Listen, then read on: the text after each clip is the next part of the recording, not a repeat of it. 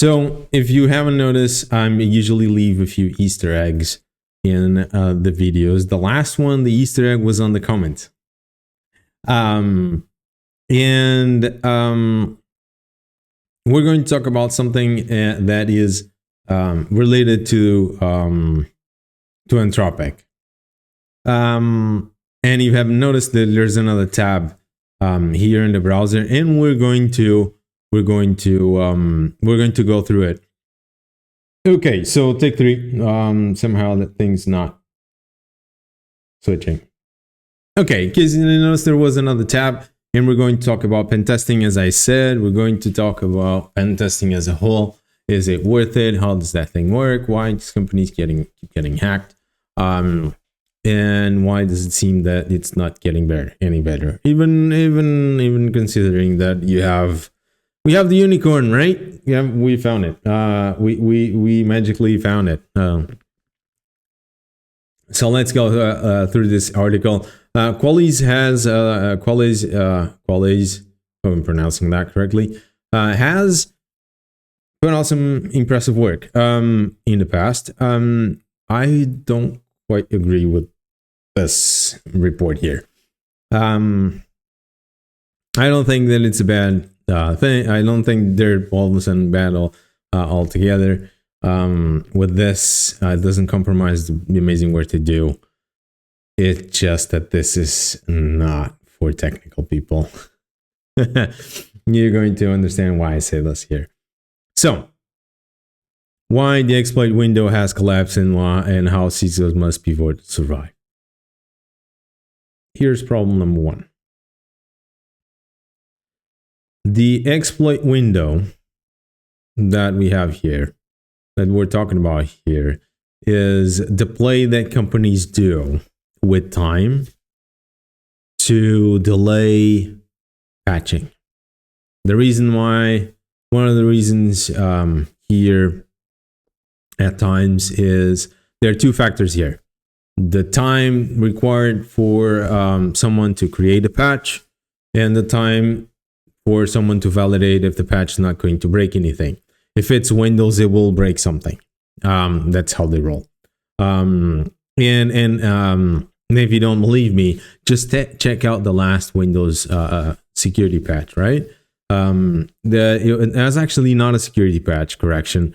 It was something to correct a bug on the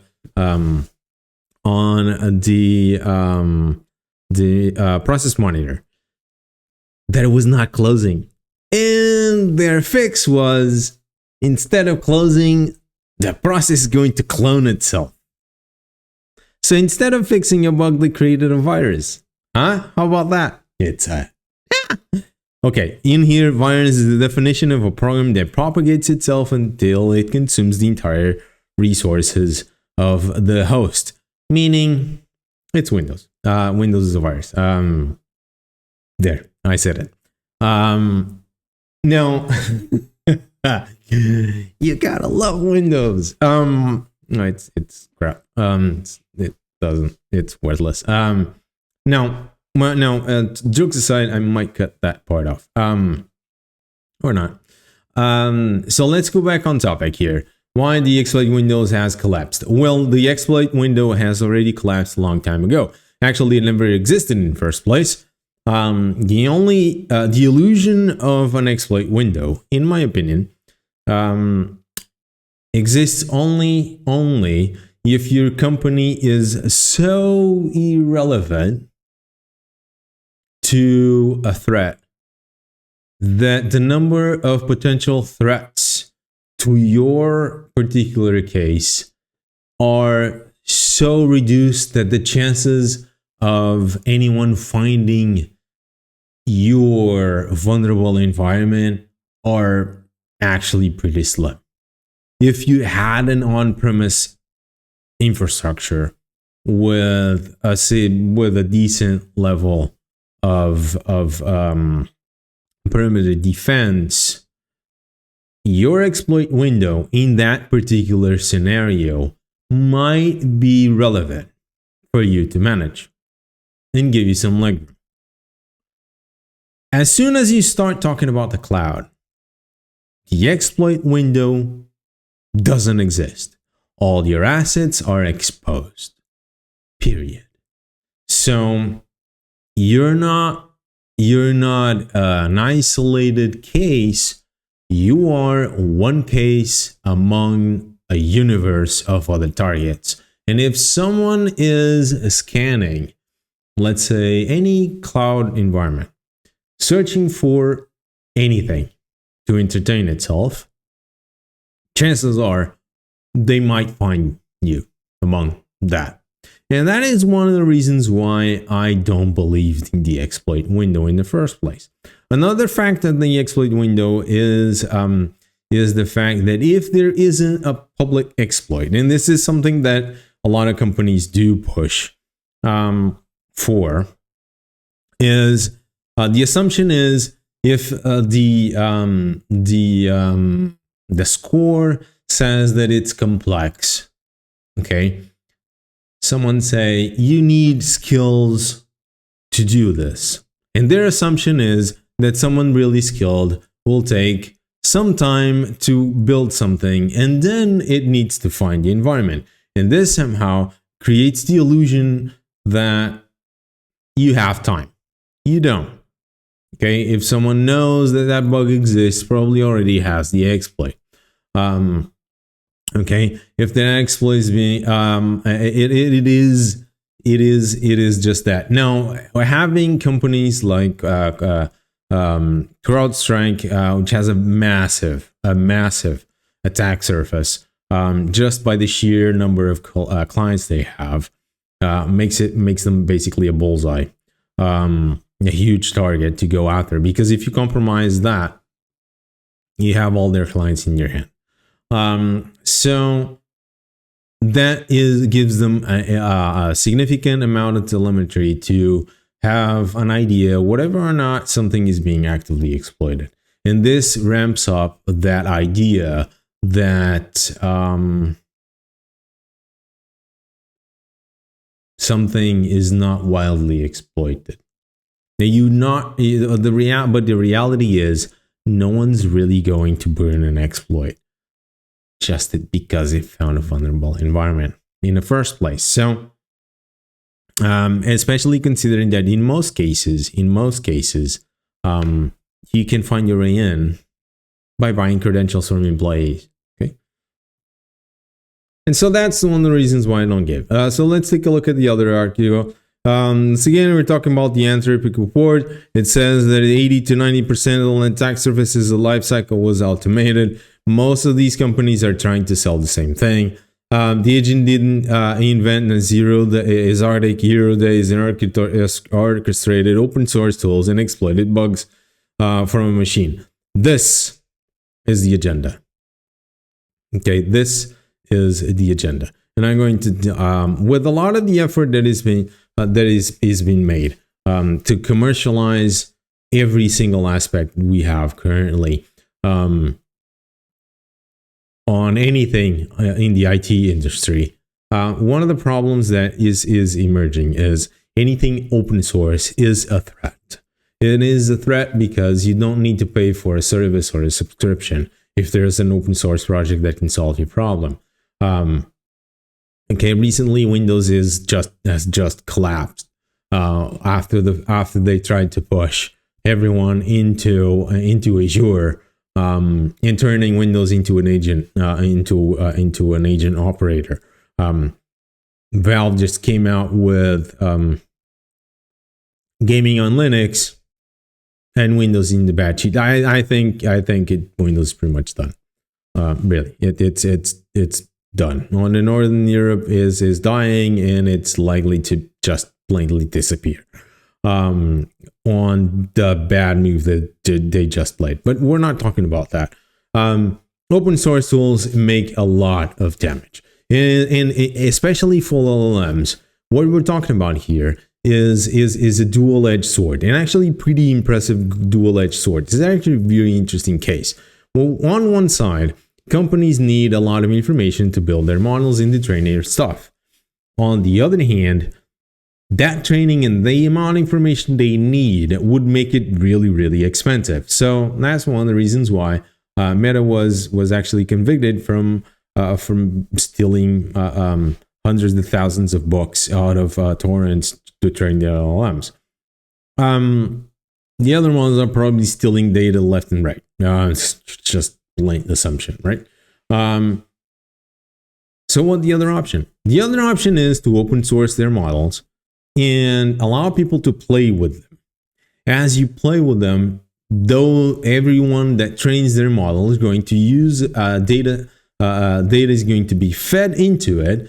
And so what you have is, if someone is feeding illegal data into the model, it's there.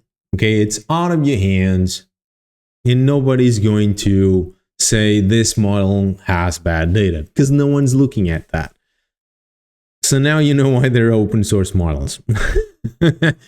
Now, but this creates another problem, which is no AI service is ever going to be profitable for as long as you can run your own models.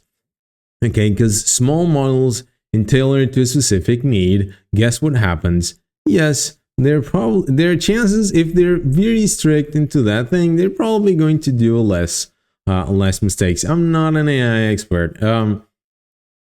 It's just something that I heard. I really don't trust the thing. I get hallucinations left and right. So I'm really biased on that. That's something I've heard people say, that over time, the expectation is to have models that are specifically tailored for specific tasks, similar to a human, right? You're really skilled at this and that and the other thing. So that's one of the agendas that we have here. So we're facing ourselves into a very, very big psyops. Now, whether or not all of these companies are aware of it is a completely different question. So it automated reconnaissance, exploiting that movement. And this is, as soon as you say that something is orchestrated open source tools in common knowledge into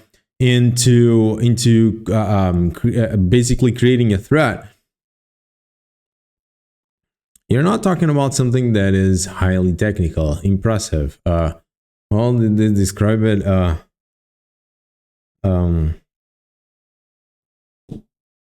sophisticated. It's not sophisticated. It's just fast. Okay, just let's call things for what they are. This just collapsed the window into zero. The hard and brutal truth: that window never existed in the first place, especially if we're talking about cloud. As soon as you migrate, if you're a full cloud company, your exploit window is already zero. It was already zero as soon as you migrated into the bloody thing. It's probably -1, because you're not just inheriting your own vulnerabilities, you're inheriting the provider's vulnerabilities as well. How damn sure are you that they're updating their systems? Every single IT team is faced with the same problem. Updating and managing the uptime versus the update. How do you think they update their things, right? When was the last time you saw half of, well, actually not very long time ago. Because even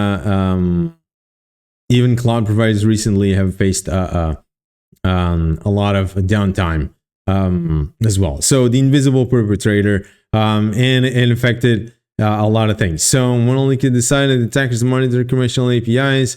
Imagine the alternative: uncensored open source LLMs running on private infrastructure, no APIs, no logs, no safeguards, no tracing. So here's the agenda.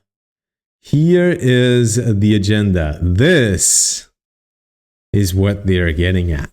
Okay, because no one stopped full disclosure. Okay, if you haven't subscribed to the full disclosure mailing list, do it.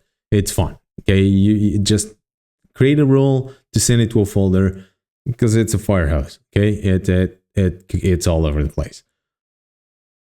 But no one stopped that. Okay, no one stopped the publishing of the exploits. Even after a Metasploit got really bad publicity for being considered a weapon. Even when countries started having trying to go through people's phones to block Net Hunter. Yes, that was a thing. From being used on Android phones, it was considered a weapon, and you could actually. I know 2 people that got in trouble with that. They had their phones confiscated. So ridiculous things like that. Still a thing, right? You still can find a lot of exploits left and right. GitHub tried to pull ODays out of GitHub. They're not on GitHub, they're elsewhere. Okay? But if you paint a picture of something that is invisible, fast, and that no one really understands, to the point where you can create a threat, and are evasive enough about the technical details and the timeline of it, so that no one really understands the impact, how it happened, the objectives, and how far they went. For all intents and purposes, they might have tried to achieve all of this, but the OPSEC of the entire operation is 0. They might try to plant backdoors, but have all the telemetry that tells them where those were planted, how, when, and the code that got generated by the model. So it's not really a threat. There's no OPSEC. There's 0 OPSEC. This looks more like a smokescreen operation than really an attack. An attack is meant to go unnoticed, not really fast, and not most definitely not leave all the clues all along. Nobody's going to go on the street and scream, "I'm going to hack such and such," right? That's not really effective, is it? Okay. So if you ask me, even this was a serious threat, if this was meant to be a serious threat, we're talking about something that probably wants to collect stuff and test and assess the terrain. Okay, or actually be basically a smokescreen. Think about it. If everyone is trying to find out and put together a timeline with all the details of an AI driven attack, like we've seen here, something that is actually described in a horrible book that I actually bought for $60 for 60 euros. Don't buy it.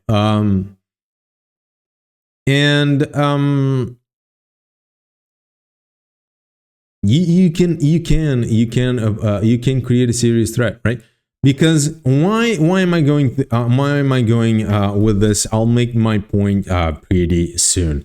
So the CISO playbook in AI era. So the idea here is some bad CISOs always use this as leverage. Okay, the idea is that you have some time. So when your someone from the IT team says, "I can't update this machine. This thing is too important. We can't take a chance. So I'll give them some time." Okay, your exploitation window might be you pull the number out of your rear end, and then you have some time to manage. If something happens in the meantime, we guessed that wrong, and that's why companies get hacked. Okay, so we're going to talk about zero trust, the truth about zero trust, the rootness of the attack management, the fight against the machine. It was always against a fight against the machine, yada yada yada. I want to isolate a few things here. Zero trust. Okay, zero trust doesn't work. Okay, it doesn't not work. Okay, yeah, it's a nice idea. It's a cool idea. It's an amazing idea. It's a good principle, but it doesn't work. It's as theoretical as anything else. Why? Well, companies need to be productive, and zero trust usually means you're not really that productive. Because if I'll give you one example, a few years ago, the company where my wife works, it doesn't get hacked. They have automation scripts that go haywire.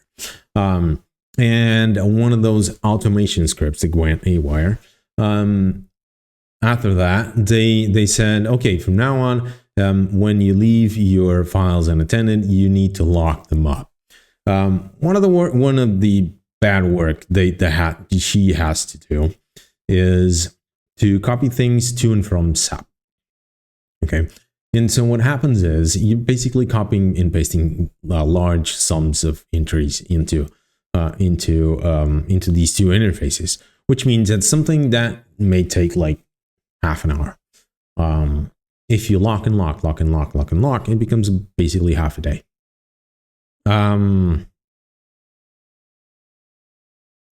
That's not happening, is it? So zero trust. Zero trust assumes that you have only the needed privileges to do an operation. If you need more, you're going to need to ask. You need to have to wait. On today's day and age, most of the technical personnel are not from the company. They're outside. They're consultants.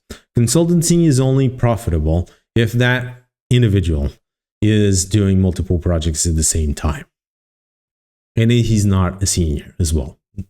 I hate to spoil the fun, but it's true. He's either mid junior, almost senior.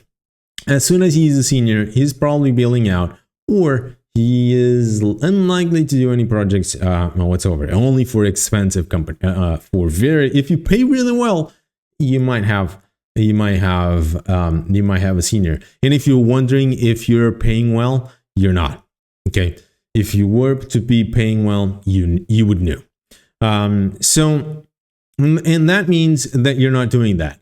You're not doing that because by the time the authorization comes, he probably needs to be elsewhere already. And that's why a lot of the company's assets, code and credentials, and a lot of other stuff ends up on Google Drive, Dropbox, Pastebin. They're exchanged by mail, and a lot of other bad operations like we've seen. That's zero trust at heart. So what else? Okay, management apparatus to manage the zero trust to make it as less intrusive as possible, but it's still intrusive. And over time, companies don't want people whose only role is to approve other people's authorizations. And so what happens? Zero trust is managed by the intern, Dave. Dave manages zero trust. Who's Dave? Dave is the intern. Okay? Someone that has access to allowing people to do stuff, gets zero money as a payment, and is doing that because he really believes in the company. I'm being sarcastic, but you know that is a half truth. And so I say zero trust is a good idea that almost works. But if this were to be 80% effective, and yes, I'm pulling this statistic based from the same place that Anthropic pulled theirs. If that were to be really effective, it would actually be intrusive. So Schindler's Cat is at play again, and that's why I don't believe in that.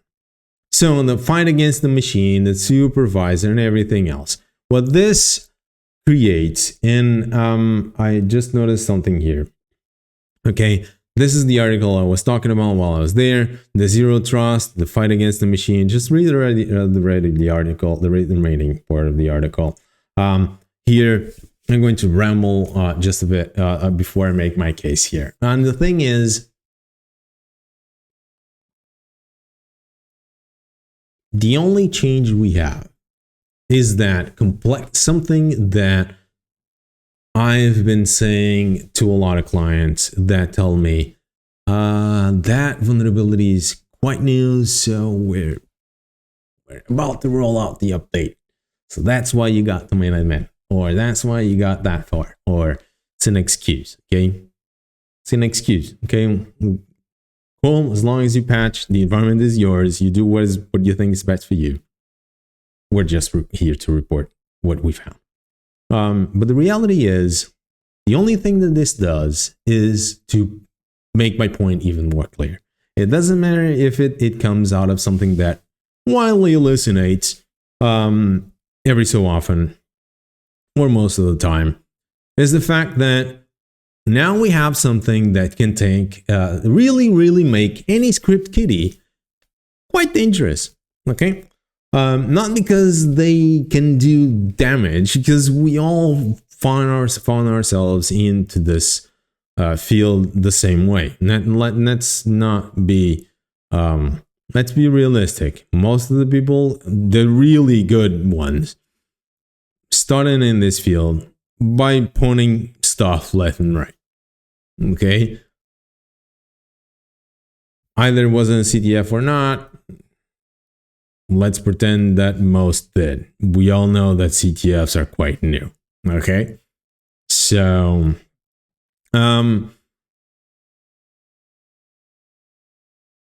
we all been there. Now the velocity and the time that you need to master some of the topics that we say that was complex, okay, what's it called?